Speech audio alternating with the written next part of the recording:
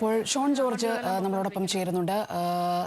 ഇപ്പോൾ കോട്ടയത്തെ വിവിധ പ്രദേശങ്ങളിൽ പ്രത്യേകിച്ചും പ്രധാന സ്ഥലങ്ങളിലൊക്കെ വെള്ളം കയറുന്ന സാഹചര്യമാണ്. എന്താണ് ഇപ്പോൾ ജില്ലയിലെ നിലവിലെ സാഹചര്യം?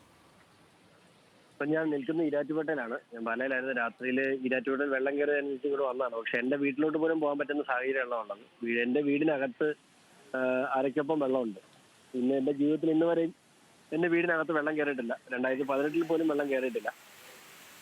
അത്രയും വലിയ വെള്ളപ്പൊക്കമാണ് ഈരാറ്റുപേട്ടയിൽ ഉണ്ടായിട്ടുള്ളത്. അതുകൊണ്ട് തന്നെ മീനച്ചിലാറിന്റെ താഴ്ന്ന പ്രദേശത്ത് താമസിക്കുന്ന ആളുകൾ ഈ വെള്ളം താഴേക്ക് ഒഴുകിയെത്താൻ സമയമാകുന്നേ ഉള്ളൂ.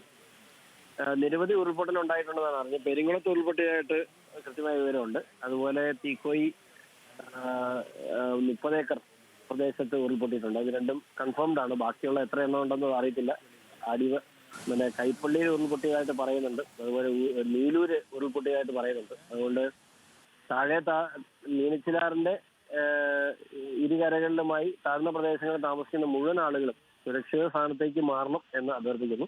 ജില്ലാ ഭരണകൂടം അറിയിപ്പുകൾ കൊടുക്കുന്നുണ്ട്. എങ്കിൽ പോലും രാത്രി ആയിരുന്നുകൊണ്ട് എവിടെയൊക്കെ സംഭവിച്ചതെന്നൊന്നും പറയാൻ പറ്റില്ല. ഇപ്പോഴാണ് നേരം വെളുത്തത്.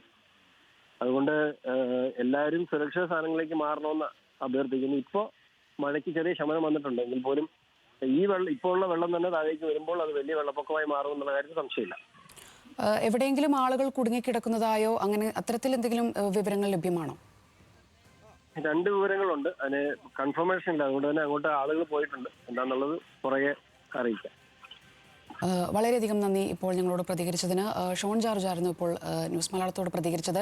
അദ്ദേഹത്തിൻ്റെ വീട്ടിലും അടക്കം വെള്ളം കയറി നിൽക്കുന്ന ഒരു സാഹചര്യമാണെന്നാണ് അദ്ദേഹം പറയുന്നത്. വീട്ടിലേക്കടക്കം പോകാൻ പറ്റാത്ത ഒരു സാഹചര്യത്തിലേക്കാണുള്ളത്. എന്തായാലും